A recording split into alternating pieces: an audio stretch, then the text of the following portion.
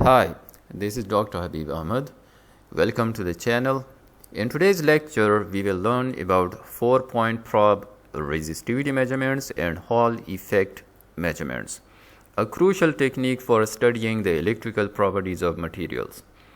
Whether you are exploring semiconductor physics or characterizing new materials, understanding the Hall effect can unlock key insights into semiconductors.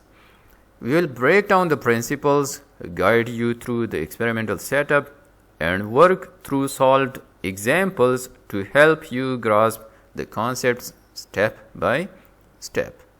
So, grab your notes and let's get started.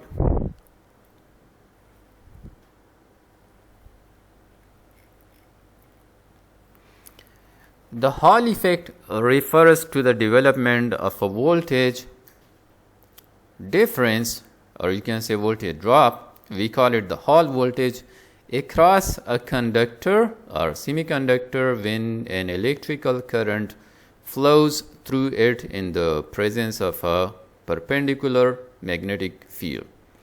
This phenomenon was discovered by Edwin Hall in 1879 and has since become a crucial tool for characterizing materials and designing various types of sensors. In the diagram over here, the current is shown flowing through the conductor or semiconductor represented by small orange kind of circles, and these could be electrons or holes depending on the material. Similarly, a magnetic field is applied perpendicular to the plane of the conductor, and here we have shown the north and south poles. As the charge moves, they accumulate on the side walls of the conductor or semiconductor, generating a measurable voltage which is called the Hall voltage across the material, and this is indicated by V over here on the voltmeter on the diagram. The direction of the deflected charge carriers and their accumulation is shown visually over here in the diagram. Now here are the key concepts. The Hall voltage is measured transversely to both the direction of the current and the direction of the applied magnetic field. So as you can see, the current is in this direction, the applied magnetic field is perpendicular to that, and the Hall voltage is perpendicular to both of them. So the current flows in one direction, the magnetic field is perpendicular to this current, and then the voltage appears at right angles to both. Now this applied magnetic field is perpendicular to the current flow, creating a force on the moving charge carriers, and this force is called the Lorentz force. Lorentz force is the force experienced by charged particles such as electrons or holes moving through a conductor in the presence of both an electric field and a magnetic field. So the Lorentz force causes charge carriers, either electrons or holes, to be deflected to the side walls of the conductor, leading to an accumulation of charge carriers on the side walls. So as the current flows through the conductor or semiconductor, the magnetic field deflects these charges towards the side walls, and this results in a buildup of positive charges on one side and negative charges on the other side, depending on the charge carrier type, for example, electrons or holes. This separation of charges generates the Hall voltage. The Hall voltage increases until the electric field created by the separation of charges exactly cancels out the Lorentz force. At this equilibrium point, the deflection stops and a steady state Hall voltage is established. There are various applications of the Hall effect. For example, Hall effect sensors. These devices are used to measure magnetic fields or to detect the position of objects. They are widely used in industrial automation, automotive systems, for example, for wheel speed detection, and Hall effect sensors can also be used in smartphones for proximity sensing, for example. We can also use Hall effect measurements for material characterizations to determine the carrier concentration, carrier type, whether it's N-type or P-type, and in order to determine the mobility in semiconductor materials. Also, Hall effect sensors are used to measure current in power systems without the need for direct electrical contact, which makes the system safer.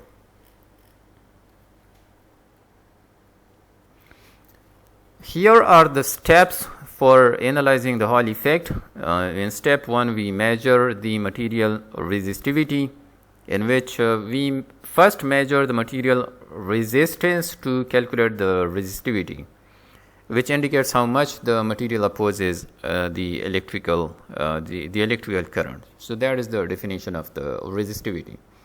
In the second step, we measure the Hall voltage under an applied magnetic field to find the Hall coefficient, which then reveals the type and the density. We can also call it carrier concentration of the charge carriers, which means electrons and holes.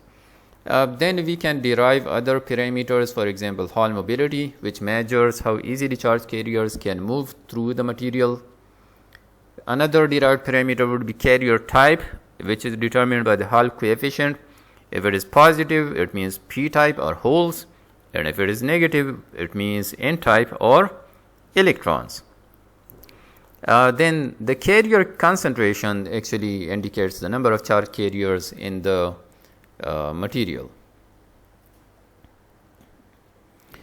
This slide shows two common geometries used for Hall effect measurements: the van der Pauw geometry and the Hall bar geometry. These configurations are designed to accurately measure the Hall voltage and other electrical properties such as resistivity and carrier concentration in different types of materials. So let's talk a little bit about each of these two techniques. First, let's talk about the van der Pauw geometry. The van der Pauw method uses a sample shaped like a flat, irregular shaped thin layer. It could be diamond shaped as well, with electrical contacts placed at 4 distinct points on the edges. And these points are labeled as 1, 2, 3, and 4 in the diagram over here. This method is particularly useful for materials with arbitrary, or you can say irregular shapes, or uniform thin films, which means that the thickness of the film should be uniform.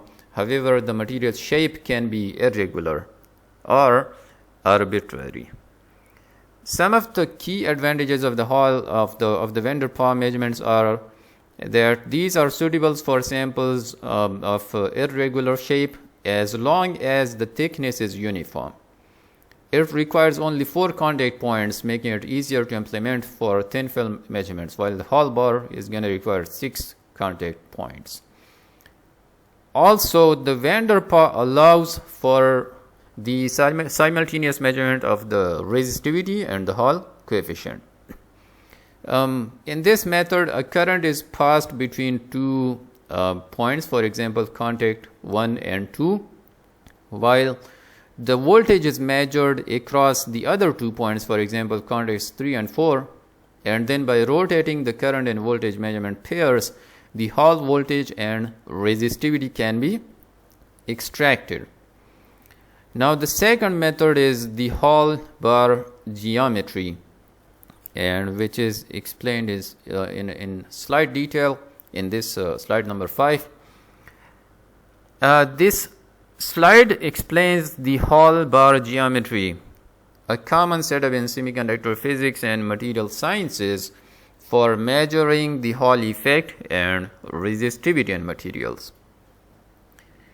Now, the purpose of the Hall bar geometry is to measure the Hall voltage and also to extract some material parameters. And so here is the structure, and the other the material parameters that can be extracted are carrier concentration, mobility, and resistivity, which can be derived from the Hall measurements. So here is the structure. It comprises of a rectangular bar with several contacts. Contacts 5 and 6 are used to apply a current through the material. So the current is injected along the length of the bar between contacts 5 and 6. And then contacts 1, 2, 3, and 4 are used to measure the voltage differences which are necessary for in order to determine the resistivity and the Hall voltage. There are some advantages and disadvantages of the Hall bar geometry. The advantage is that it's a standard geometry and can be used to accurately derive material properties. The disadvantage is that the Hall bar structure can be difficult to fabricate precisely. Like fabrication involves a lot of steps, and this structure is slightly complicated, especially at smaller scales. For example, if we are dealing with the microelectronics or nanostructured devices, for example. So going back to slide number 4, these two sample geometries allow for flexibility in measuring the Hall effect in different materials. The van der Pauw geometry is useful for irregular shapes, while the Hall bar geometry is preferred for more accurate and direct measurements in well-defined samples. Both are critical for characterizing the electrical properties of materials, for example, resistivity, carrier mobility, and carrier concentration.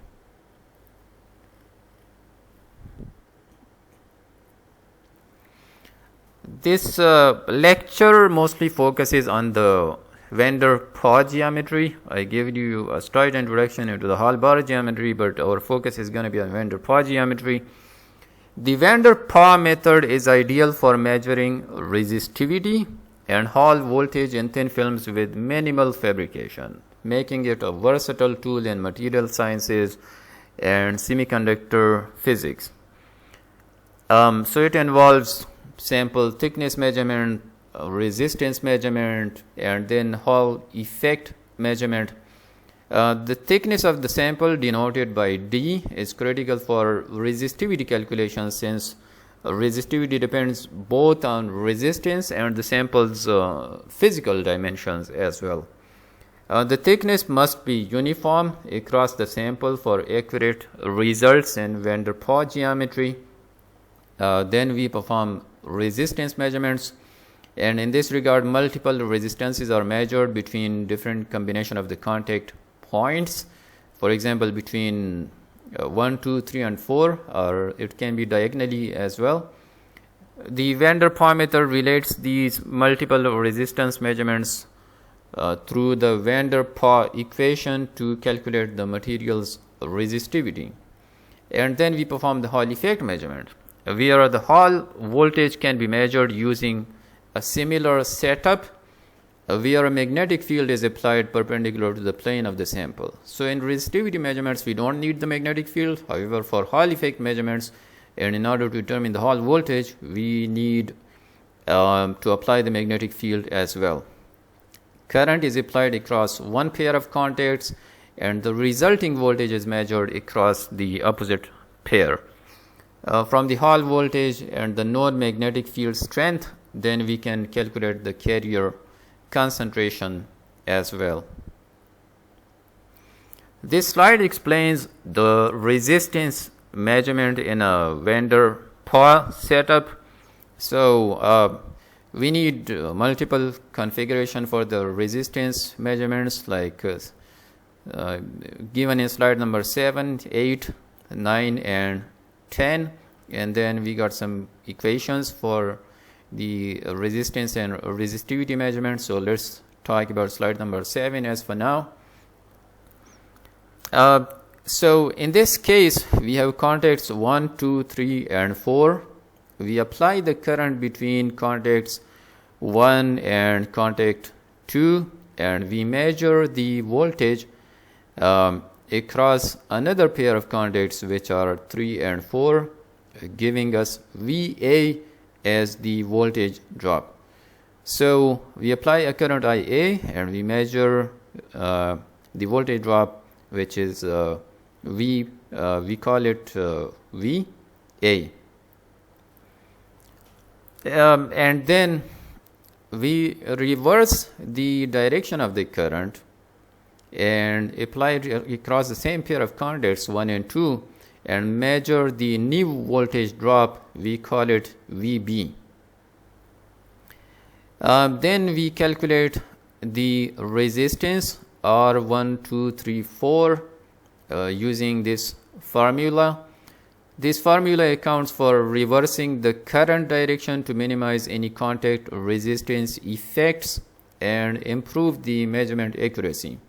So this method, basically the reversing the current direction and measuring the corresponding voltage drops, ensures high accuracy by compensating for any contact resistance or asymmetries in the sample. The Van der Pauw technique involves multiple such resistance measurements across different contact pairs to calculate the overall resistivity. As I showed you, it's given from slide 7 to 10. So here is slide number 8. In this step, we apply a current between contacts 2 and 3. And as a result, current IC flows between these contacts, which we can measure with the help of an ammeter. And then the voltmeter over here measures the voltage drop VC between contacts 1 and 4.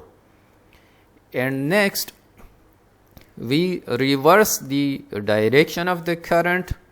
Now applying it, like now the current is directed from contact 2 to 3. And then we measure the voltage drop denoted as VD.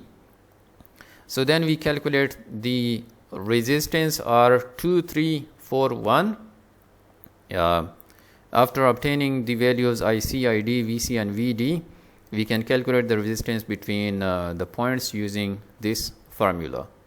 And this formula is basically based on Ohm's law, but it accounts for the fact that reversing the current direction helps minimize errors due to thermal effects, contact resistances, or probe misalignment, for example. Now, why do we need to reverse the direction of the currents?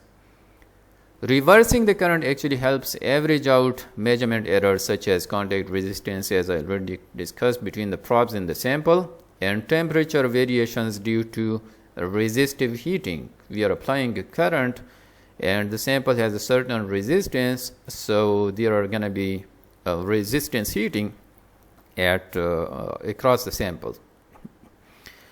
Moving forward to slide number 9. Now in the diagram on the left, the current IE is applied between contacts 3 and 4, and we measure the voltage drop VE between points 1 and 2. And then in the second diagram on the right, the current is reversed and we measure the voltage drop VF for the reverse direction of the current. Then we calculate resistance R3412 using this formula. Here VE and VF are the voltages measured in the forward and reverse directions, while IE and IF are the currents in the respective directions. Moving forward to slide number 10, in the diagram on the left, the current IG is applied between contacts 1 and 4, and the voltage drop VG is measured between contacts 2 and 3. In the second diagram on the right, the current is reversed and we measure the voltage drop VH between the points 2 and 3. Then we calculate resistance R4123 for this specific configuration. Here VG and VH are the voltages measured in the forward and reverse directions, and IG and IH are the corresponding currents. And this reversal approach actually ensures that the parasitic effects such as the contact resistance and the thermoelectric voltages are eliminated, improving measurement accuracy. This slide presents the van der Pauw's equation for resistivity.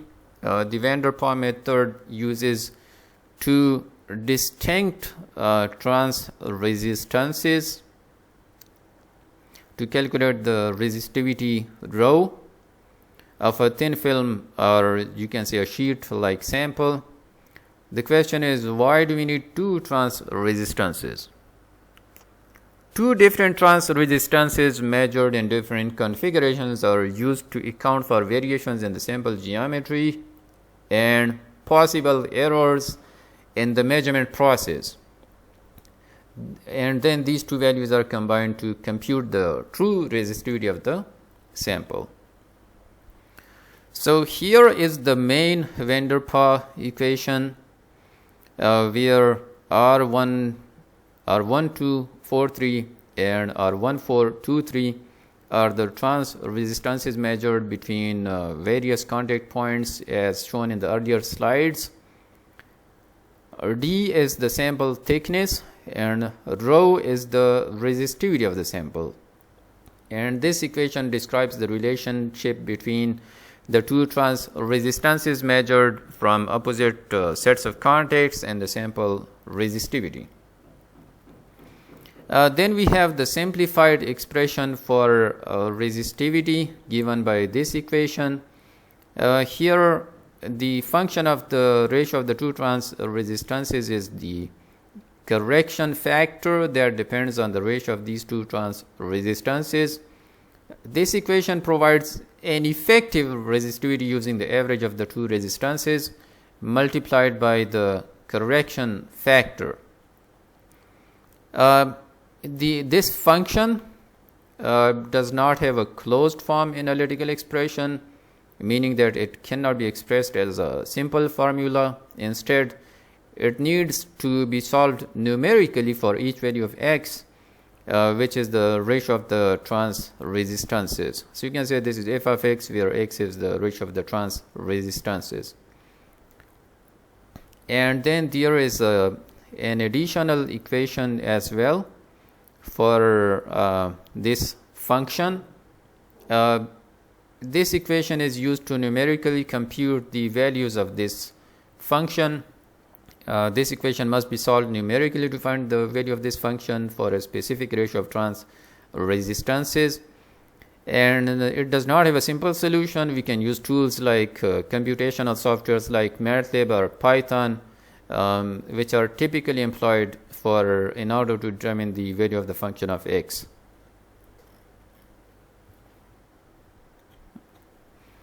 This slide illustrates how we can calculate the material resistivity using the van der Pauw's method.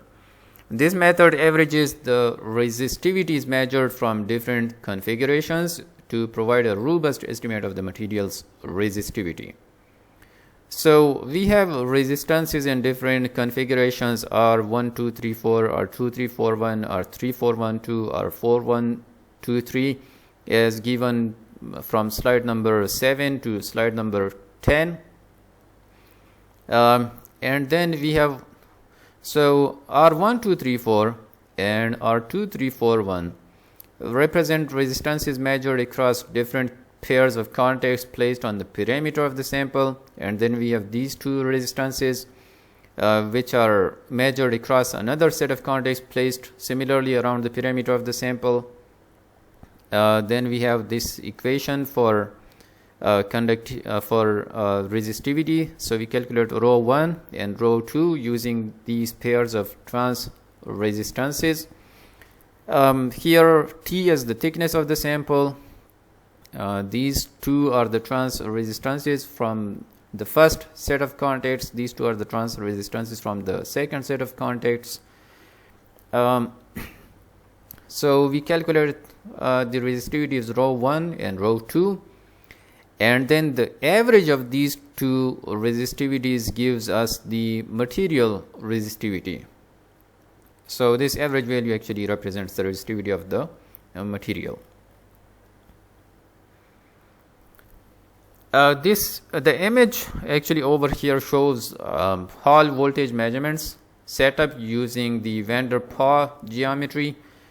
Both diagrams show a current injection through two opposite contacts. So in case of the resistivity measurements, we were applying the current to adjacent contacts, and we were measuring the voltage from adjacent contacts as well. However, in the Hall effect measurement or Hall voltage measurement, the Hall voltage is this voltage drop. The Hall voltage is diagonally transverse to the electric current flow. So it means that we apply the current through two opposite contacts, as you can see over here, between contacts 2 and 4, and we measure the Hall voltage across the remaining two opposite contacts. So the current here is injected between contacts 2 and 4, and the Hall voltage is measured between contacts 1 and 3. If we talk about the diagram on the right, the current is injected between contacts 1 and 3, which flows diagonally across the sample, and then the Hall voltage is measured between contacts 2 and 4. And this configuration actually shows us how the Hall voltage is transverse, in other words you can say perpendicular to the current path, and also a magnetic field is applied perpendicular to the plane of the sample. It's not shown over here, but it's shown in the upcoming slides. Like you can see the magnetic field over here. So the magnetic field is applied perpendicular to the plane of the sample in Hall effect measurements. In resistivity measurements, we don't have the magnetic field. However, in Hall effect measurements, we do have the magnetic field. And this magnetic field causes the charge carriers to accumulate at contacts 2 and 4, for example, in this case, generating the Hall voltage. The Hall voltage is always perpendicular to the current path, and it's also dependent on the magnetic field direction. By changing the current injection points and the voltage measurement points, we actually minimize the effect of the sample in homogeneity, or we can say the contact resistance, and this way we can improve the accuracy of the Hall voltage and the resistivity measurement as well.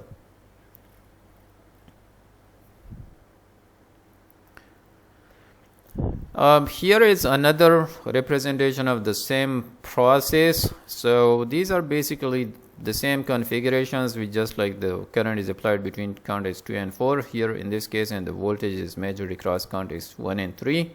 So it's actually a similar figure, just the artistic effect, otherwise nothing else is changed electrically.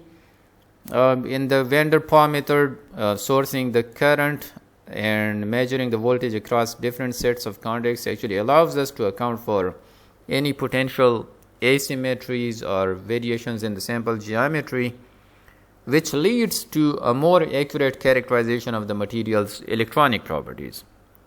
So both diagrams over here illustrate the procedure for sourcing current through one pair of opposite contacts while measuring the voltage across another opposite pair of contacts.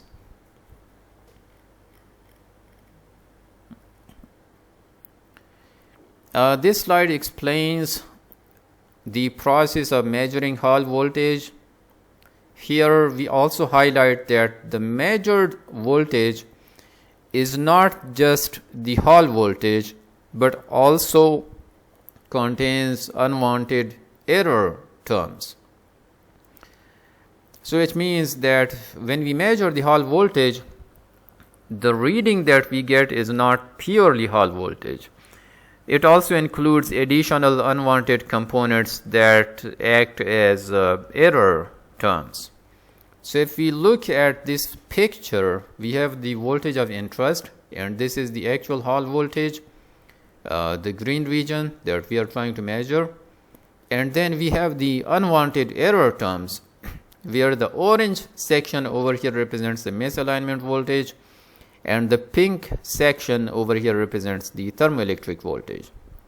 These unwanted voltages add to the overall measurement, making the observed voltage higher than the true Hall voltage.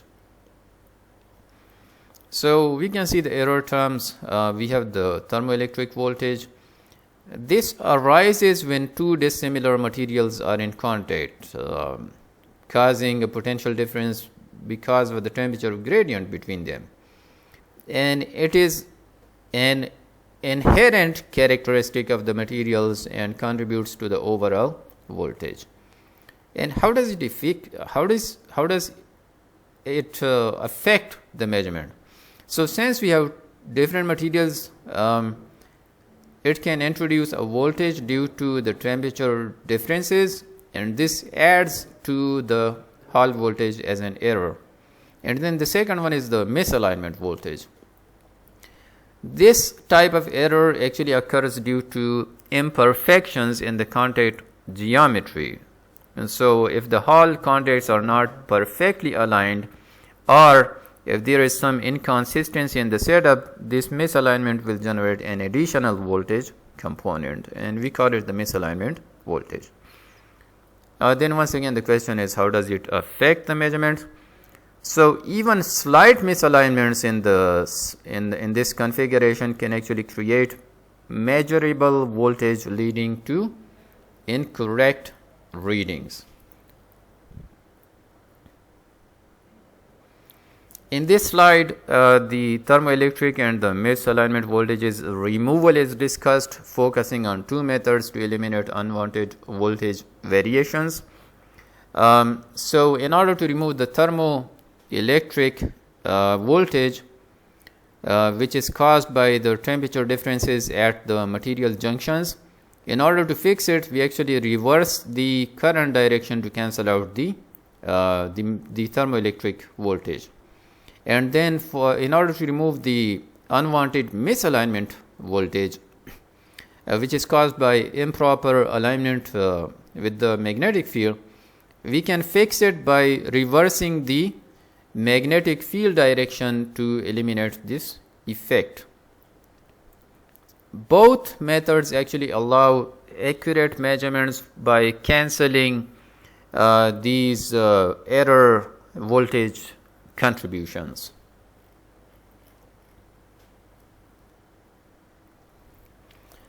This slide explains how to measure Hall voltage, and it's actually we see there is step 1, then there is step 2, step 3, and step 4 involved, and then we have some equations.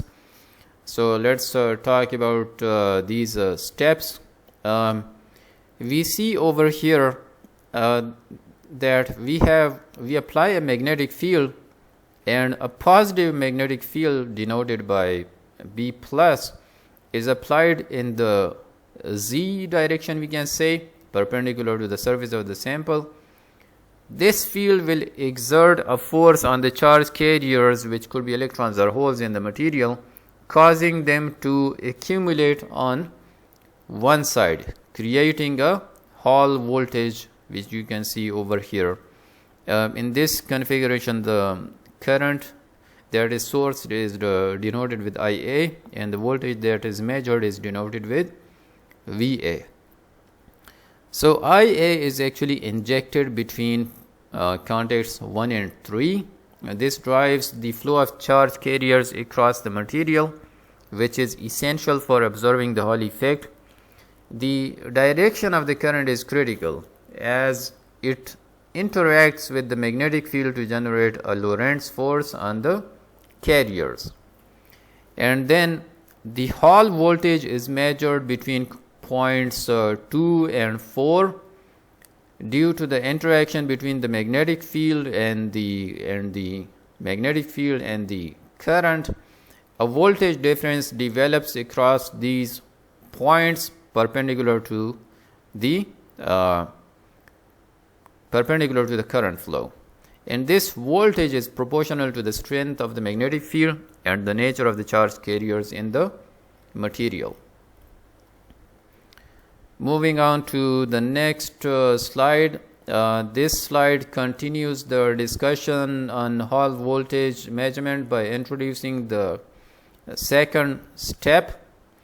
In this step, the current is reversed from its initial direction as compared to the previous slide. We call the previous current IA, and then in slide number 18 we call it IB. So previously the current was flowing from point 1 to 3, and now it's flowing from contact 3 to 1, and this current is represented with IB. And then the Hall voltage is measured between point 2 and 4 once again. Now once again the question is, why do we have to reverse the current? Reversing the current is a crucial part of Hall effect measurements for a couple of reasons. First of all, cancellation of the unwanted voltages. So by reversing the current, we can actually isolate the true Hall voltage from the thermoelectric effects, as we discussed in the earlier slides. And these unwanted voltages typically do not reverse when the current is switched. Only the Hall voltage does. So by averaging the voltage measurements with normal and reversed currents, we can cancel out the non-Hall contributions. And secondly, once again, why do we reverse the current? In order to confirm the Hall voltage. So the Hall voltage, as I already discussed, should change its sign when the current direction is reversed. And this sign change confirms that the measured voltage is due to the Hall effect, which depends on both the direction of the current and the magnetic field. Now, here the major, or you can say the significant change over here is reversing the magnetic field now. And the large downwards arrow labeled with B minus actually shows that the magnetic field is applied perpendicular to the material surface, and now it's in the downwards direction. Reversing the magnetic field actually means that the direction of this arrow would switch from upward to downward. And this reversal is important because it allows us to measure how the Hall voltage changes under opposite magnetic field orientations. Once again, why do we have to reverse the magnetic field? One, to confirm polarity. Reversing the magnetic field actually ensures that the voltage measured is truly the Hall voltage and not due to other effects like contact potentials or thermoelectric voltages. And secondly, because it introduces accuracy in the measurements. By taking the average of the voltage with the magnetic field in both directions, experimental errors can be minimized, leading to more accurate determination of the material properties. And in this diagram, the current is actually the reverse of the current direction in the previous step. So the current, you can see in step number 3, was flowing from contact 3 to 1, denoted with IC, and the voltage drop is denoted with VC. Now in step number 4, the current is flowing from contact 1 to 3, denoted with ID, and the corresponding voltage drop is denoted with VD. The magnetic field remains the same, pointing downwards perpendicular to the surface of the material. Why do we have to reverse the current? For the same reasons, to confirm symmetry and to minimize experimental errors. This slide presents the final part of the Hall voltage measurement process, explaining how reversing the current and magnetic field removes unwanted voltage contributions like the thermoelectric and misalignment voltages. And here we have also introduced a formula for calculating the Hall coefficient. So we have resistances R12 and then R34, and R12 is the current reversed resistance in under the positive magnetic field, and then R34, represented with this term, is the current reversed resistance under the negative magnetic field. So R12 over here is the resistance measured when the current is reversed and the magnetic field is in the positive direction. And here is the formula for calculating R12, where Vm minus Vb is the difference in voltage is measured for the current in opposite directions, and Ia minus Ib is the current difference. Then R34 is the resistance measured when the current and the magnetic field are reversed, and here is the formula for R34. This is the voltage difference and this is the corresponding current difference.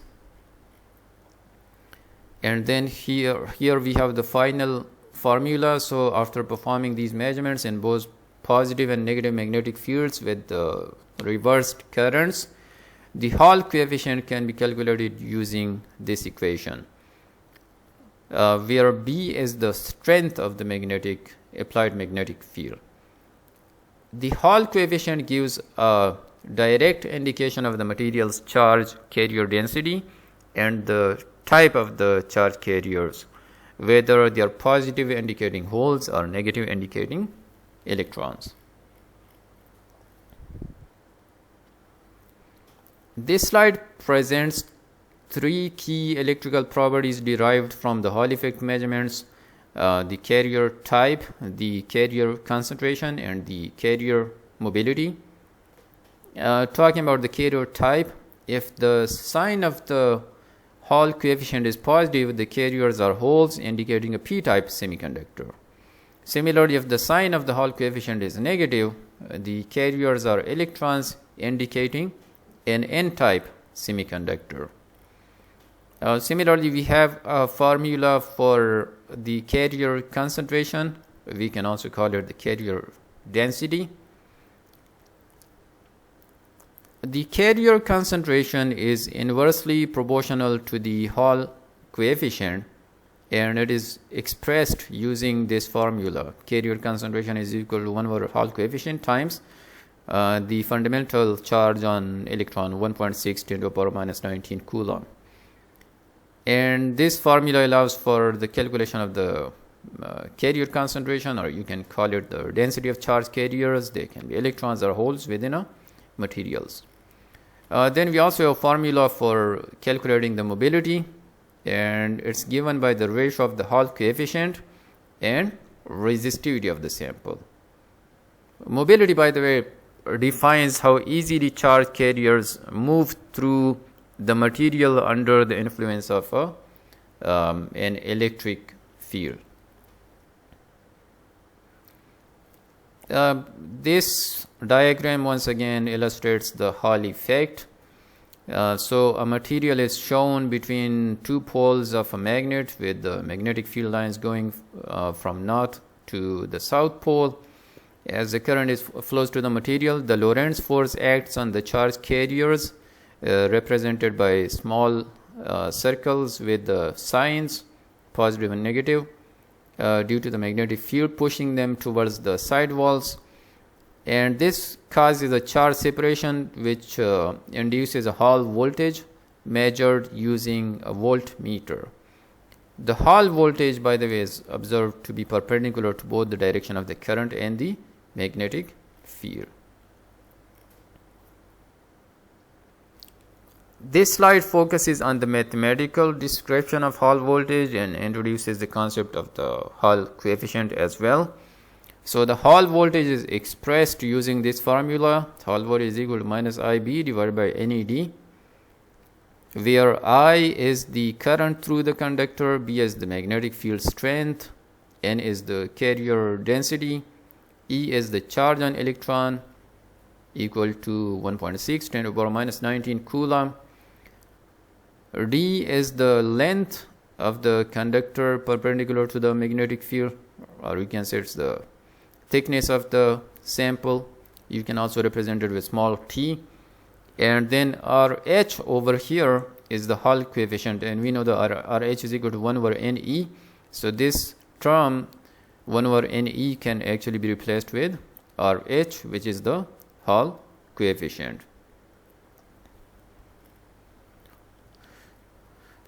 This equation basically tells us that the Hall voltage is directly proportional to the charge, to the product of the current and magnetic field, and it is inversely proportional to the carrier density, the thickness of the material, and the charge on electron. And the negative sign over here actually indicates that the direction of the Hall voltage, which depends on the type of the charge carriers. So negative actually means electrons, and positive actually means holes. Then we have the Hall coefficient formula is equal to 1 over NE, which is equal to mobility divided by conductivity. So conductivity is equal to E times mu times N, so we can represent it with this form as well. Mu is the mobility of the charge carriers, and sigma is the electrical conductivity of the material. The Hall coefficient is a material specific constant, and it tells us about the charge carrier's nature. If the Hall coefficient is positive, the material has positive charge carriers, which means holes, and it's going to be a p-type semiconductor. If the Hall coefficient is negative, the material has negative charge carriers indicating electrons, and the corresponding material is going to be an n-type semiconductor. This term over here relates the Hall coefficient to the mobility and conductivity, which are two important electrical properties of the material. Now let's talk about some solved examples. The first example over here demonstrates the calculation of the Hall voltage when a magnetic field is applied to a material with a known carrier concentration, current, and width. So the magnetic field is given, the carrier concentration is given, the width of the material is given, and the current is given, and we have to calculate the Hall coefficient. We already discussed the formula for we have to calculate the Hall voltage. We already discussed the formula for the calculation of the Hall voltage. So what we are going to do is we are simply going to apply the formula. We know that Hall coefficient is equal to the current which is given times the magnetic field which is given, divided by the carrier concentration is also given. Then we know the charge on electron 1.6 10 to the power minus 19, and the thickness of the sample or the width of the sample is also given. So just directly apply this formula. It gives us the Hall voltage, which is 0.4 volts. Let's talk about example number 2 now. This example walks us through the process of determining the nature of a semiconductor by calculating the density and mobility of charge carriers given the Hall coefficient and the conductivity of the materials. So the parameters over here are based on the fundamental semiconductor physics. So we know the Hall coefficient is given, the conductivity is given 200 per ohm. By the way, we missed per ohm over here, but it is 200 per ohm per meter. The temperature is in the range of 100 to 400K, and the goal is to calculate the density of electrons and the mobility of the charge carriers. So we are going to use simple formulas. We know that for calculating the density of electrons, we know that the Hall coefficient is equal to 1 over density of carriers times charge on electrons. So density of carriers, rearrange the equation, and density of carriers is going to be minus 1 over RH times E. Since RH is given, we know the charge on electron as well. So it gives us the density of electrons. And then next we have to calculate the mobility. We know that conductivity is equal to carrier concentrations times charge on electrons times mobility. Since in this case we just have electrons as the charge carriers, so we don't include the holes part over here. Rearrange this equation in order to calculate the mobility. So mobility is equal to conductivity divided by density times the charge on electrons. Put in values and it's going to give us the mobility value for this scenario. Also over here there is one point to note down, that the sign of the Hall coefficient tells us about the nature of the semiconductor. And since in this example the Hall coefficient is negative, this indicates that the charge carriers are electrons, which means that we are actually dealing with an n-type semiconductor. This example over here actually, so the intrinsic carrier concentration of a p-type germanium is given, and then it's doped with boron, and the value of the doped of the hole concentration is also given, or you can say the p-type doping is also given. The electron and hole mobility are given. What is the conductivity before and after the addition of carriers? So we have of the boron atoms. So we have to calculate the conductivity of the semiconductor before and after the addition of carriers. Here is the formula before the addition of the boron atoms is equal to Ni times charge on electrons times mu E plus mu H, where Ni is the intrinsic carrier concentration. The value is given in the problem setup, and then mu E and mu H are the electrons and holes mobility values, which are also given. So using this equation we can calculate the conductivity before the addition of boron atoms. Now when we add the boron atoms, then the holes are going to dominate, and then this term Ni times E times mu E is going to be negligible as compared to Ni times E times mu H.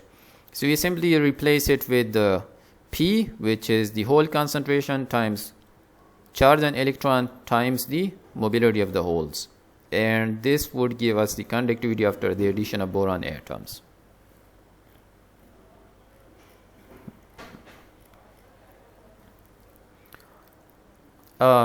Moving on to the next one, 28. This slide discusses the calculation of the electron mobility in an n-type semiconductor. Given the electron concentration and the electrical conductivity of the materials.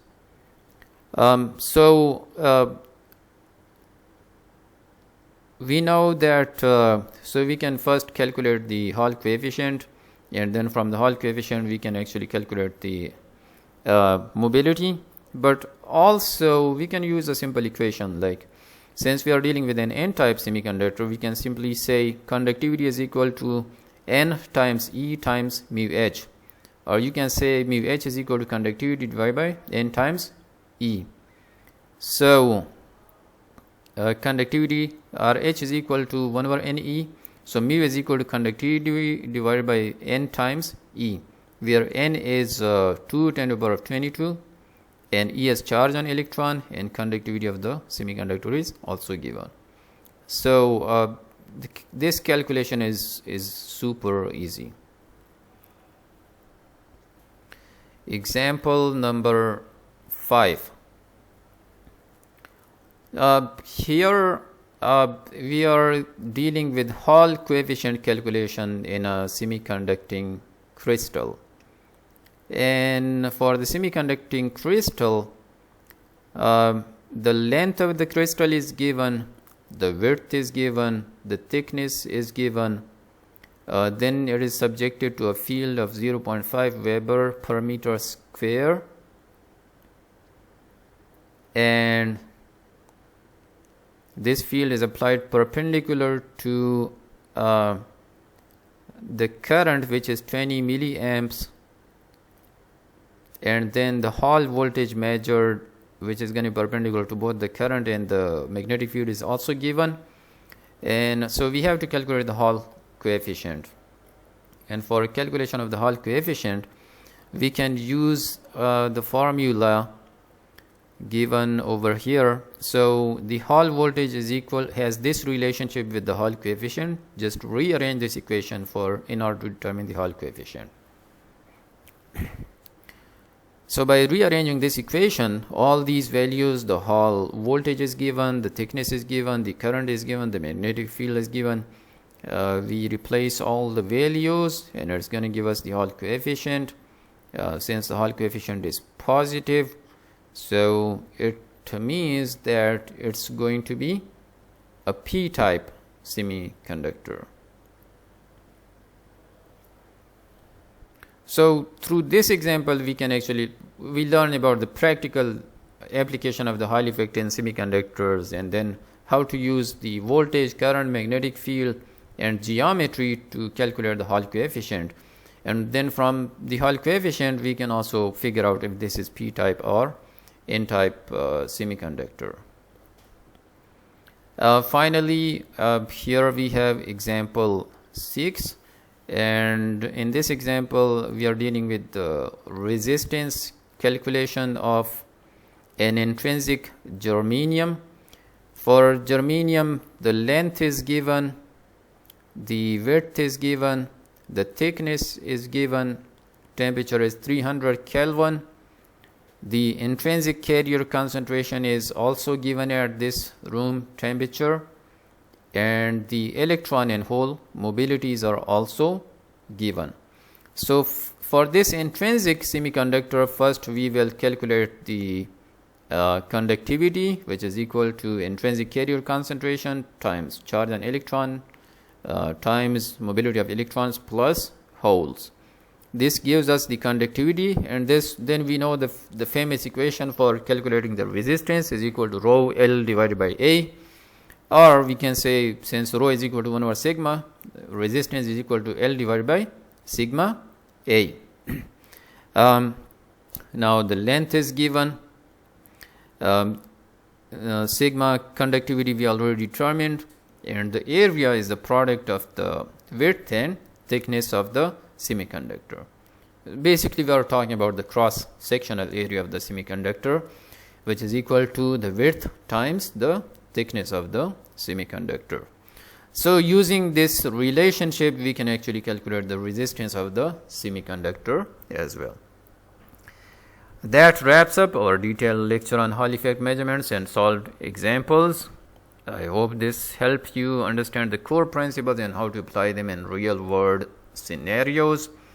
If you found this video helpful, excuse me, don't forget to like and subscribe for more in-depth tutorials on electronics, physics of semiconductor, nanotechnology, design of Silvago TCAD design of various kind of devices, and actual fabrication related stuff with dealing with material sciences and electrical engineering. Drop any questions or topics you would like to be covered next in the comments below. I will see you in the next video. Thanks for watching. Take care. Adios.